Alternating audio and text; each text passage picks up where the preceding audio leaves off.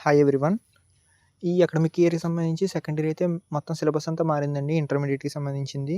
అయితే ఆ వీడియో కంప్లీట్‌గా ఎక్స్‌ప్లెయిన్ చేస్తూ మ్యాథ్స్ మాత్రమే సిలబస్‌ని ఎక్స్‌ప్లెయిన్ చేస్తూ వీడియో చేశాను. దాని యొక్క వీడియో కంప్లీట్ డిస్క్రిప్షన్ అది రిలేటెడ్ వీడియోలో యాడ్ చేశాను. కంప్లీట్‌గా చూడండి.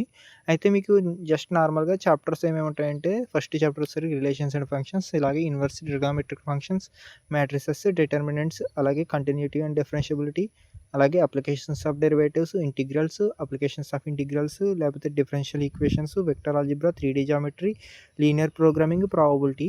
ఈ 13 చాప్టర్స్ ఉంటాయి. 13 చాప్టర్స్‌ని ఎక్స్‌ప్లెయిన్ చేశాను. చాప్టర్ నేమ్స్‌తో ప్లస్ వెయిటేజ్ కూడా చెప్పాను. మీరు కంప్లీట్‌గా కావాలి అంటే గనక రిలేటెడ్ వీడియోలో ఉన్న లింక్‌ని క్లిక్ చేసి ఆ వీడియో చూడండి.